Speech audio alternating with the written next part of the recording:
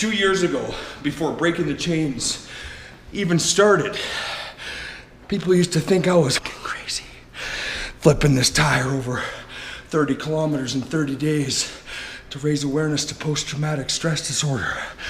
You know, back in those days, there was one man who believed in us, and I want you to meet him. Let's go. Hi, I'm Tony Med, General Manager of the Summit Lodge. Awesome. Nice to meet you, Tony. Nice to meet you. All right, brother. So do you remember how we met? I do.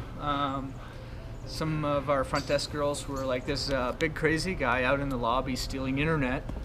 You got to go get rid of him. And I was like, what do you mean? They're like, this big and he's scary and he keeps talking to everybody. And he sent me this email. And so I look at the email and I read it. And I was like, okay, we got to get rid of this crazy guy. He's big. I don't want to approach him.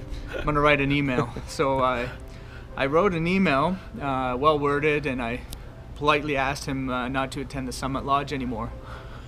And I hit send. And then I don't know why, but for some reason I reread his email. And in it, it mentioned that he was the first responder for the luge during the Olympics. And something in my head clicked, and I remembered a friend of mine telling me that the guy who attended the accident performed CPR for over an hour. He just wouldn't quit. And that thought was churning in my head. Anyways, the day ended, and I drove home with my wife, and I didn't talk to her the whole way, and I was feeling kind of sick in my stomach, and I just kept thinking, didn't stop performing CPR. It went for more than an hour, didn't stop.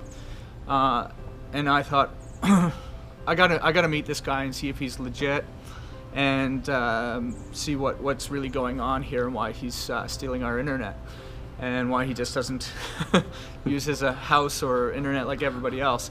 So I told my wife when we got home, I got to turn around and I got to go back and I got to meet this guy Terrance. And I said, I think he's a big guy and I might be in trouble. No, I'm just kidding. But I was kind of scared. I hadn't seen Terrance at this point. I just knew he was a big guy. And so I turned around and the front desk had told me when I got back here, oh yeah, he has a big Jeep. And there was a big Jeep outside, and it just so happened when I got out there that there was a big guy beside the big Jeep. And I was like, hey, are you the guy that owns this big Jeep? And he said yes. And then I'm like, I am Tony, the general manager of Summit Lodge. Can I talk to you? And something in my head also said, you know, like, if I'm going to talk to a big guy, I should probably feed him so he's not so angry at me.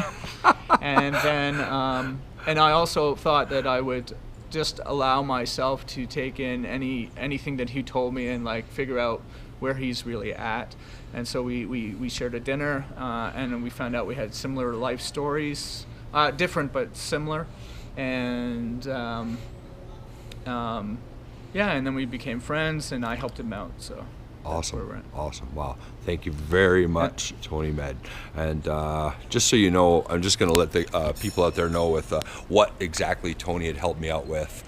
Back in those days when I was outside freezing cold, stealing the internet, doing all the work that we had to do, it was winter time and I had nothing. And what Tony had offered me was he knew what we were doing to raise awareness to post-traumatic stress, and that I was working very hard till 5 o'clock, 6 o'clock every morning out in the lobby. And what ended up happening was Tony offered me a king-size executive suite, 3 days for 3 days a week for as long as I needed.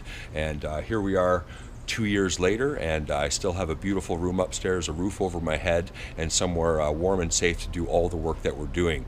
So without the help from Tony here and the rest of the staff that actually make me feel like family here, the place is very warm and comfortable, and none of the work that you've seen Breaking the Chains do over the last 2 years would be possible at all if it wasn't for my good friend here, Tony Mead, and all the staff at the Summit Lodge. So thanks again, brother.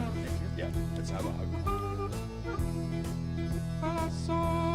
Crying, but I'm out on the road again.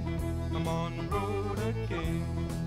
But I'm so tired of crying, but I'm out on the road again. I'm on the road again. I ain't got